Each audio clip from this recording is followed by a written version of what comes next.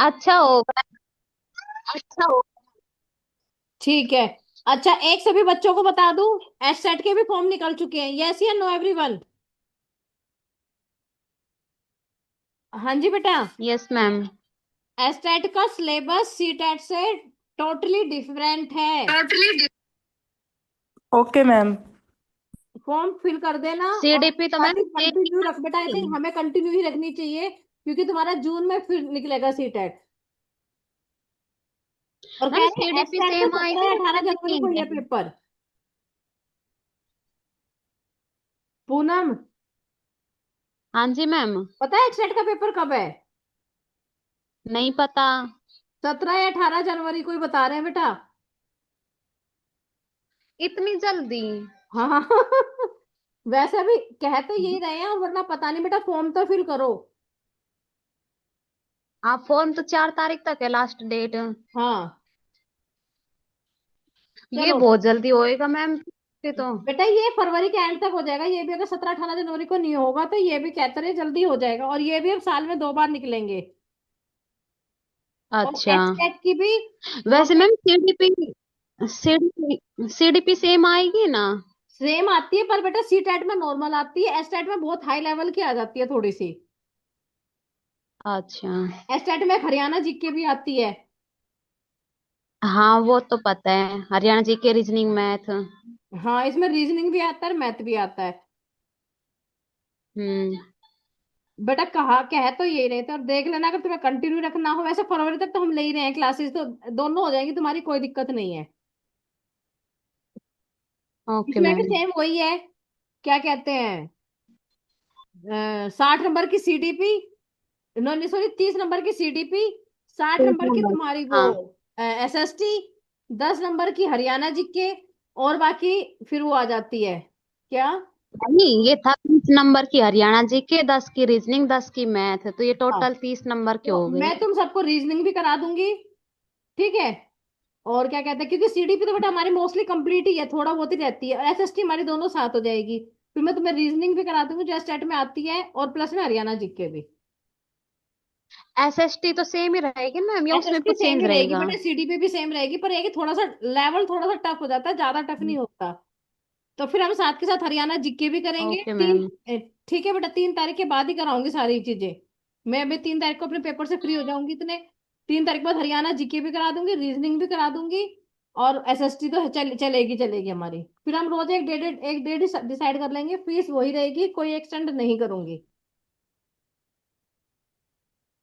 ठीक है। Okay ma'am. हाँ, फीस उतनी ही लूंगी, ज्यादा एक्सटेंड नहीं करूंगी बेटा मैं। चलो, आज हम करेंगे बेटा, देखो एक चीज मैंने आज भेजी है, पहले जो तुम्हें मैंने स्क्रीनशॉट लेके भेजा है वो देखेंगे सारे बच्चे। मैंने क्या भेजा है तुम्हारी क्लास में बेटा? यस, लेक्चर मेथड में हम किसके द्वारा बच्चों को पढ़ाते हैं। क्वेश्चन बेटा, ये lecture method, inductive method, deductive method, play way method और प्रोजेक्ट मेथड, ये पांचों method these are very very important, और ये पक्का सी टेट एच टेट कोई भी टेट एग्जाम दो आप आते ही आते हैं बेटा। तो देखो, जो लेक्चर मेथड होता है उसको व्याख्यान विधि जानते हैं, और उसको चोक एंड टोक मेथड भी कहते हैं। तो यहाँ पे क्वेश्चन आ जाता है, चोक एंड टाक मेथड का दूसरा नाम क्या है? Okay everyone, chalk and talk method का दूसरा नाम क्या है, या व्याख्यान विधि का दूसरा नाम क्या है? फिर आता है इंडक्टिव मेथड, आगमन विधि, ये किसने दी थी? जैंक फ्रॉक्सिन बेकेन ने दी थी, किसने दी थी बेटा? जैंक फ्रॉक्सिन बेकेन ने दी थी। इंडक्टिव मेथड में एक क्वेश्चन ये भी आ जाता है, इसमें जर्नल टू स्पेसिफिक जाता है या स्पेसिफिक टू जर्नल जाता है, सामान्य से विशिष्ट की ओर जाता है या विशिष्ट से सामान्य की ओर जाता है। फिर आता है डिडक्टिव मेथड, इसके फादर थे अरुस्तु। प्लेबेल मेथड के थे, खेल विधि के थे फोरबेल। और प्रोजेक्ट मेथड के थे विलियम किलपैट्रिक। ये क्वेश्चन पक्का आएगा, 5 में से 2 विधि पक्का आएंगी, 101%। तो ये सारे बच्चों आपको याद होनी चाहिए। और उस दिन भी मैंने बताया था किडन गार्डन का भी आ जाएगा, तो यस, किडन गार्डन की विधि किसने दी थी? किडन गार्डन जिसमें आप बच्चों से थी, फोरबेल ने, किसने दी थी? फोरबेल ने। ठीक है, ये भी मैं तुम्हें फोर कराऊंगी। बाय। ओके। अब देखो बेटा, आज मैं तुम्हें क्या कराऊंगी, एनसीएफ 2005 क्या कराऊंगी बेटा? एनसीएफ 2005 ये तुमने बीएड फर्स्ट ईयर में भी किया था और सब जगह किया था। तो अब देखो, सबसे पहले आया था एनसीएफ 2005 कब आया था? जो हमारा एनसीएफ 2005 है बेटा, किसने भेजा था? एनसीईआरटी ने। क्वेश्चन यही से आ जाता है कि एनसीएफ 2005 किसने दिया था। ठीक है, एनसीएफ 2005 एनसीईआरटी के द्वारा दिया गया था। कब आया था? 14 एंड 19 जुलाई को रिवाइज हुआ था। 2005 से लागू नहीं हुआ था बेटा। 14 एंड 19 जुलाई को इसको वेरीफाई किया गया, इसको बोला गया था कि इसको हम स्टार्ट करेंगे। ओके, उसके बाद देखो फिर आया था एनसीएफ 2005, कौन से नंबर पे आया था? फोर्थ नंबर था। कौन सा नंबर था बेटा? फोर्थ नंबर था। उससे पहले कौन कौन से आए थे? 1975 वाला आया था, 1998 वाला आया था, 2000 वाला आया था, 2005 वाला आया था। तो ये भी क्वेश्चन आ जाता है कि एनसीएफ 2005 कौन से नंबर पे आया था? तो एनसीएफ 2005 आपका फोर्थ नंबर पे आया था। ये रचनावादी था। और सब क्या थे? व्यवहारवादी। यस एवरीवन, और सब क्या थे? व्यवहारवादी, बिहेवियरिस्टिक। बिहेवियरिज्म से रिलेटेड थे। ये कंस्ट्रक्टिविज्म से रिलेटेड था। ठीक है, एनसीईआरटी इंडिया ने दिया था। ओके, इतना। व्हाट इज एनसीएफ क्या था? एनसीएफ 2005 ये था कि जिसमें ये कहा गया था कि बच्चे और टीचर अपना प्लान खुद चूज करेंगे। इसमें 4 इश्यूज लिए गए थे। एजुकेशनल पर्पस, शैक्षिक उद्देश्य, देखो लिखा हुआ एजुकेशनल एक्सपीरियंसेस, शैक्षिक अनुभव, एंड ऑर्गेनाइजेशन ऑफ एक्सपीरियंस, अनुभव का संगठन, और असेसिंग लर्निंग, शिक्षार्थी का आंकलन, कि आप सब लर्नर हो, आपके अंदर कितनी एबिलिटी है, हमें उसी के अंतर्गत आपका ये बनाना है। इसमें 4 इशू लिए गए थे बेटा। एजुकेशनल पर्पस, कि आपका मेन शिक्षा का उद्देश्य क्या होना चाहिए, आप उसके बाद क्या अनुभव करोगे, आपका संगठन का क्या अनुभव है, और शिक्षार्थी किस तरफ से उसको आंकलन करता है, उसको कैसे हलन वो करता है। हाँ पूनम बेटा, कुछ पूछना है? एनसीएफ नहीं आ रही डिफरेंट था। मैम। हाँ बेटा, अच्छा अब आई है, वॉइस नहीं आ रही थी तब। आ रही है अब। जो एनसीएफ है वो हाँ अब आ डिफरेंट रही है है। करिकुलम से। कैसे डिफरेंट है? इसमें मैंने क्या बोला, क्योंकि इसमें बेटा किसको बोला गया था? It has provide guidelines of different, इसमें एजुकेशन के हर पार्ट को बोला गया था। अब इंपॉर्टेंट पॉइंट्स क्या है? किसने दिया था? प्रोफेसर यशपाल ने। किसने दिया था बेटा ये? यस एवरीवन,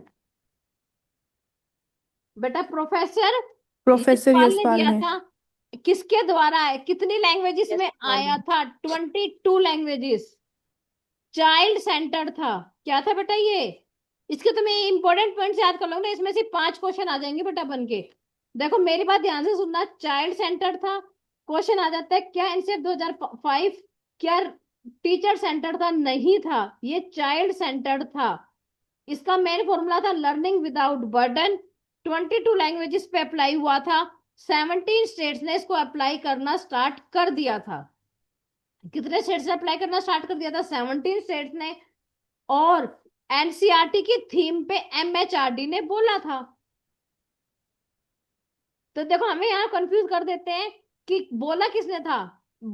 एमएचआरडी ने लागू किया था किसके थीम पे? एनसीईआरटी की थीम पे। कौन लेके आया था? प्रोफेसर यशपाल लेके आया था। ये बाल केंद्रित था, ये टीचर सेंटर्ड नहीं था, ये चाइल्ड सेंटर्ड था। इसमें टीचर का रोल सिर्फ एक भूमिका अदा करना था, एक संसाधन के रूप में था। NCF teacher role as a facilitator and as a resource. Teacher का काम क्या था? कि सिर्फ वो बच्चों की हेल्प करेगा, वो अपनी चीजें बच्चों पर नहीं थोपेगा। क्या बेटा? वो अपनी चीजें बच्चों पर नहीं थोपेगा।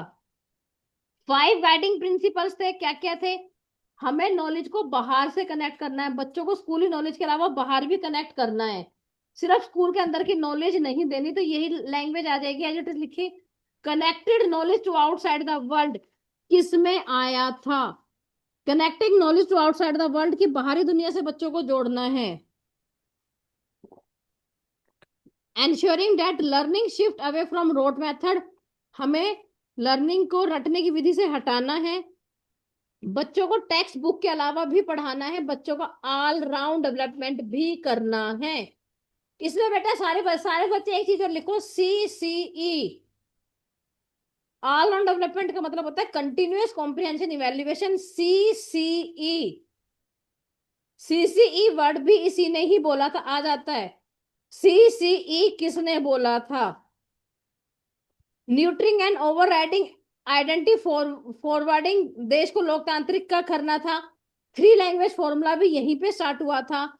देखो फिर आता इसका करिकुलम एरिया कैसा था, हमें मैथमेटिक्स, लैंग्वेज, साइंस इसमें कराना है, art education, education for piece, habitual learning.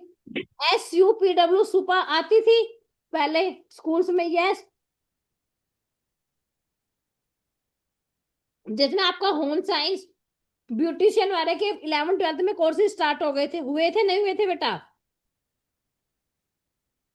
Yes ma'am, हुए थे। हुए थे बेटा, सुपा, जिसमें आर्ट से रिलेटेड, ब्यूटिशियन से रिलेटेड, टेलरिंग से रिलेटेड, बच्चों को सुई धागे से, ये सिर्फ सब इसी में स्टार्ट हुए थे बेटा। तो एग्जामिनर यहाँ भी क्वेश्चन दे देता है और किसी ने इसकी बात नहीं की थी। आज एक क्वेश्चन, चलो नवीन, नवीन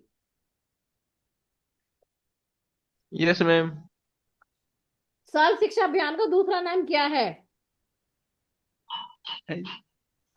सर्व शिक्षा जीरो रिजेक्शन पीरियड है मैम। हाँ, ये कौन से ईयर में आई थी दीपिका?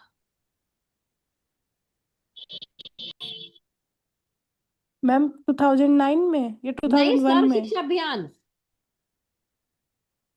2000 से 2001। 2001 के अंतर्गत आई थी बेटा।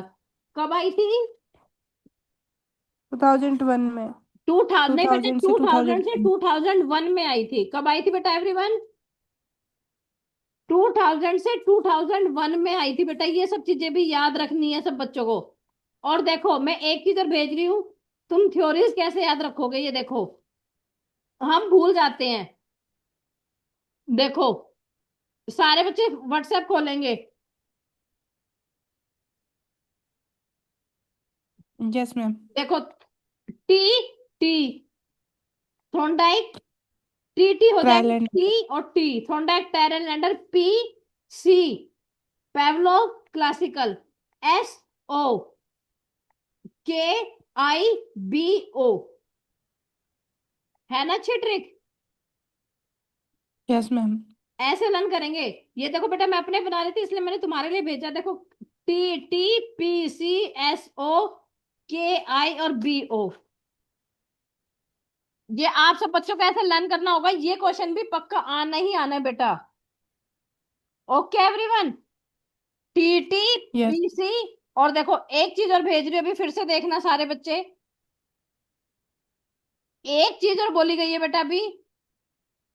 ये और देखो, समग्र शिक्षा, समग्र शिक्षा के अंतर्गत, समग्र शिक्षा मैंने इंग्लिश में लिख रखा है, समग्र शिक्षा के अंतर्गत किस किस को लिया गया? SSA को, RMSA को और TE को। RMSA आपने फर्स्ट ईयर में पढ़ा था पूनम,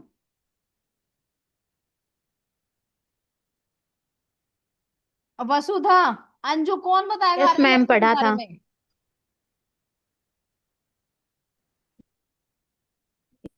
यस बेटा, yes ma'am. Poonam Riyan. RMSA के बारे में पढ़ा था ना, उसकी फुल फॉर्म बताओ बेटा। Yes ma'am. राष्ट्रीय माध्यमिक शिक्षा अभियान, पढ़ा था राष्ट्रीय ना? माध्यमिक शिक्षा अभियान। पढ़ा था ना बेटा?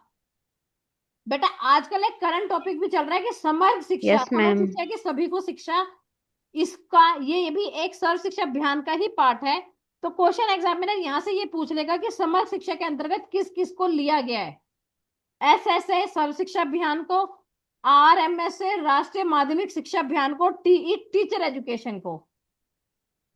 इस क्वेश्चन को याद कर लेना बेटा, ये क्वेश्चन भी पक्का आएगा, समग्र शिक्षा के अंतर्गत किस किस को लिया गया है। RMSA जिसमें क्या बोला था कि सभी बच्चे स्कूल्स में आएंगे, यस या नो? सेकेंडरी एजुकेशन यस तक मैम। कोई भी बच्चा स्कूल से नहीं छूटना चाहिए, हमें सब बच्चों को एनरोल करना है, यही बोला था RMSA के अंतर्गत। जी मैम। यही बोला गया था यस। ना। इसमें मिड डे मील स्कीम भी आई थी, MDM, ठीक है। और TE का मतलब होता है टीचर एजुकेशन। बेटा ये सारी चीजें साथ के साथ नोट कर लो, ये सब इसी से कोरिलेट करती है, इसलिए मैंने बता दिया गया था तुम्हें। इनके एक एक वर्ड याद कराऊंगी। देखो अभी मैं देखूंगी कौन बच्चा लिख रहा है। लिखो। सबसे पहले पॉलिसी आई थी हमारी आफ्टर इंडिपेंडेंस। सबसे पहले पॉलिसी कौन सी आई थी? राधा कृष्ण कमीशन आई थी, या कोठारी कमीशन आई थी, या इंडियन एजुकेशन कमीशन आई थी? कौन बताएगा?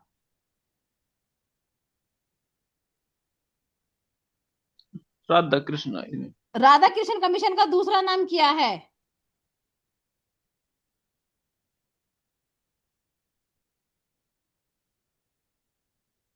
बता। यूजीसी। हैं। लिखो। सभी बच्चे लिखेंगे। लिखो, राधा कृष्ण कमीशन सबसे पहले आई थी। उसके बाद आई थी, एरो बना के लिखेंगे जैसे मैं लिखती बेटा। सबसे, और फिर मेरे पास स्क्रीनशॉट भेजेंगे किस किसने लिखा है। सबसे पहले आई थी देखो राधा कृष्ण कमीशन। आप एबीसीडी याद करो। आर के बाद क्या आता है? MNOP की यू आर। आर से पहले क्या आता है बेटा? यू क्या आता है? यू। इसका दूसरा नाम है यूनिवर्सिटी एजुकेशन कमीशन। ये 1948-49 में आई थी। सभी बच्चे लिखेंगे, नहीं लिखो तो मैं लिख के भेज दूंगी। राधा कृष्ण कमीशन आया था 1948-49 में। इसका दूसरा नाम है यूनिवर्सिटी एजुकेशन कमीशन।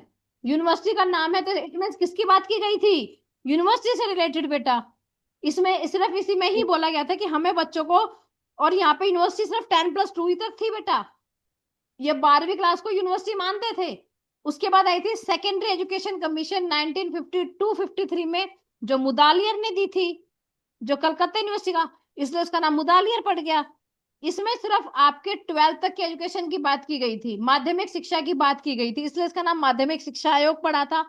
ये 3 क्वेश्चन 101% आएंगे बेटा। उसके बाद आपकी आई थी कोठारी कमीशन, जिसको इंडियन एजुकेशन कमीशन भी कहते हैं, जिसमें 10+2+3 की बात की गई थी। दोबारा से कराऊं रिवाइज? ये तीन भी बेटा तुम्हें 101% भी याद करने करने हैं। आ जाता है फिर एनपी 1986 वाली पॉलिसी में operation black board, Navodaya schools, ये सारी चीज। अब आ जाता है नोडल स्कूल की बात किस में की गई थी? नोडल स्कूल की बात किस में की गई थी? कोठारी कमीशन में या एनपीई? बताओ। नोडल नोडल स्कूल कौन सी पॉलिसी में बोला गया था? एनपीई में।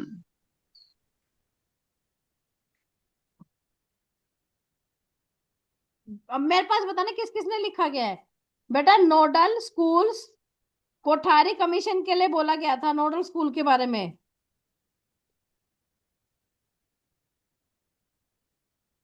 ठीक है।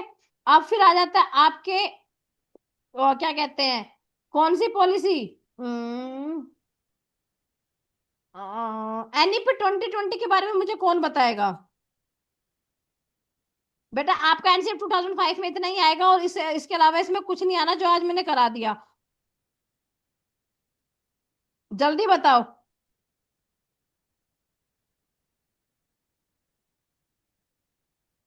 कॉमन स्कूल सिस्टम की बात भी किसने की थी? बताओ। कॉमन स्कूल सिस्टम, 10+2+3, और नोडल स्कूल। ये देखो मैं तुम्हें भेज रही हूँ सारे, अब देखो इसको।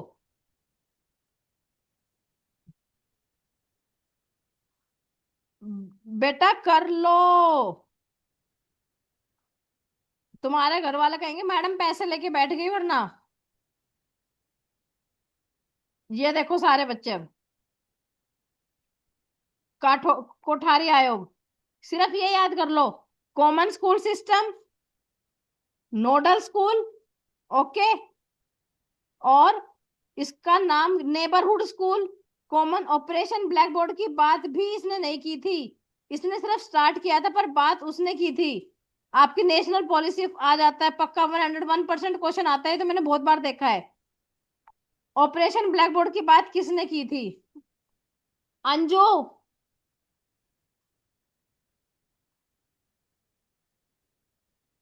अंजू नहीं है आज। वसुधा। हाँ जी मैम। बेटा एनईपी 2020 के बारे में जो आता है कोई बात नहीं, उतना बताओ, कोई दिक्कत नहीं है, रिवीजन हो रही है तुम्हारी बेटा एनईपी 2020 के बारे में।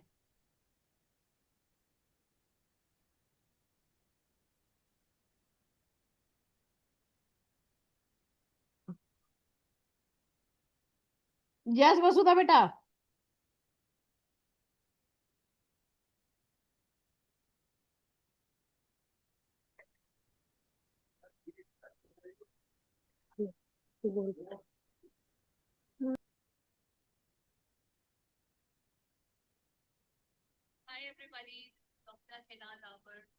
वसुधा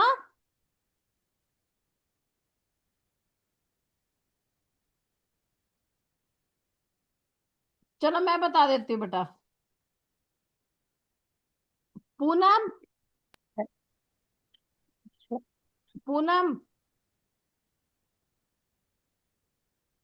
यस पूनम बेटा।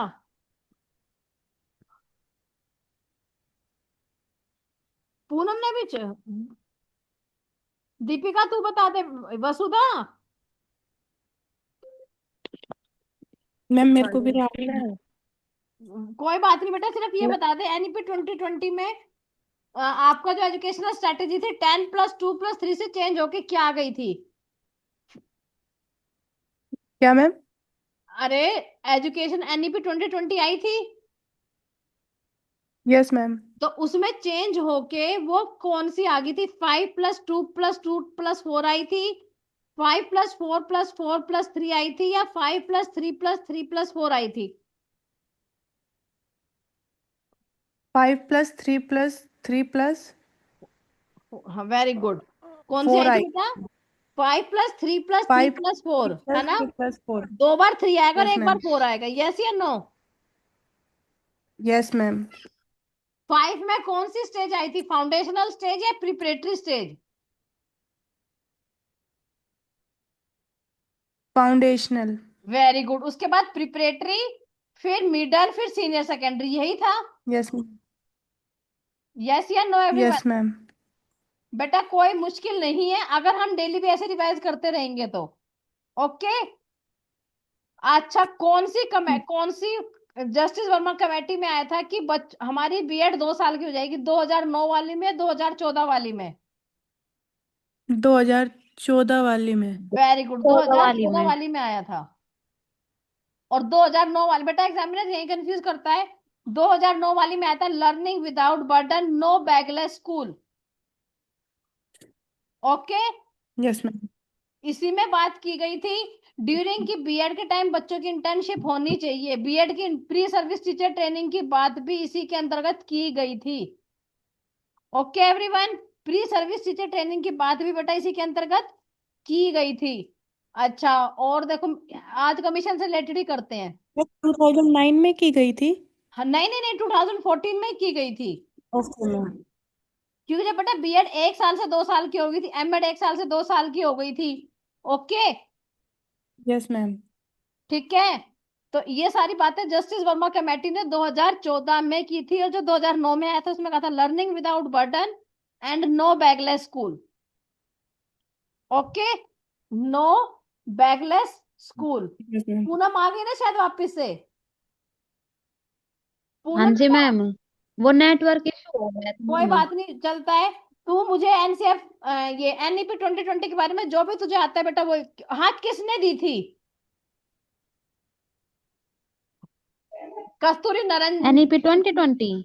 हाँ कस्तूरी निरंजन ने, यशपाल या डॉक्टर यशपाल ने, किसने दी थी? डॉक्टर यशपाल ने। एनईपी 2020। नो मैम, यशपाल ने नहीं दी। तो कौन बताएगा? मैम एक बार ऑप्शन बताना। 2 ही दिए, कस्तूरी निरंजन या यशपाल।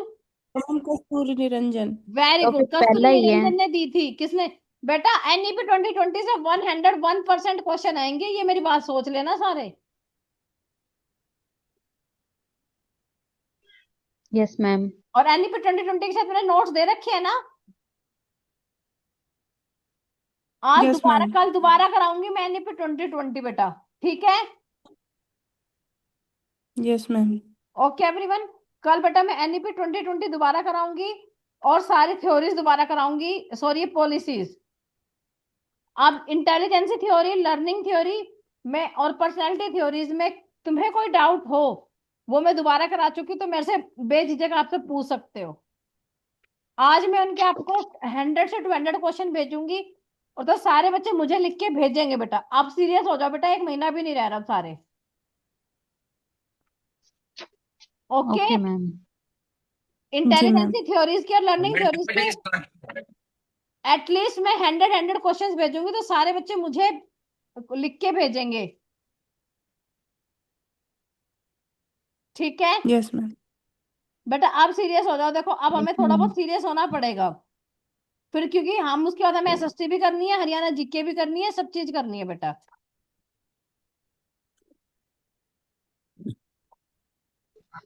ओके, यस चलो मैम। आज के बारे में जो यस मैंने मैम। बताया है, एनसीएफ 2005 के बारे में कौन बताएगा मेरे को?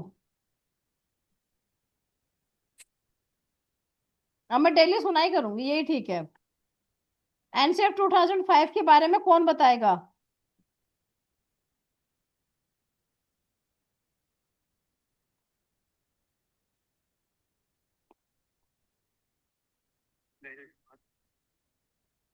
बताओ कौन बताएगा? यस एवरीवन, बेटा मैं कह रही हूँ यस मैम। कोई भी एक थ्योरी पकड़ लो, तो पर्सनालिटी की मैम थ्योरी एनसेप कोई। 2005 का होगा तो हाँ पूनम। यशपाल है जो एनसेप 2005 का होगा हाँ अध्यक्ष। प्रोफेसर यशपाल 2005 का है। और बेटा दो जस्टिस हजार वर्मा कमेटी जो 2009 में आई थी, जब भी प्रोफेसर यशपाल आएगा। Okay ma'am. ऐसे याद कर लो कि जो 2009 की आई थी यशपाल जस्टिस वर्मा कमेटी, वो भी प्रोफेसर यशपाल ने दी थी। उसने यशपाल भी ठीक लर्निंग है। विदाउट बर्डन के बारे में बोला था, इधर भी उसने दोनों जगह लर्निंग विदाउट बर्डन के बारे में बोला था।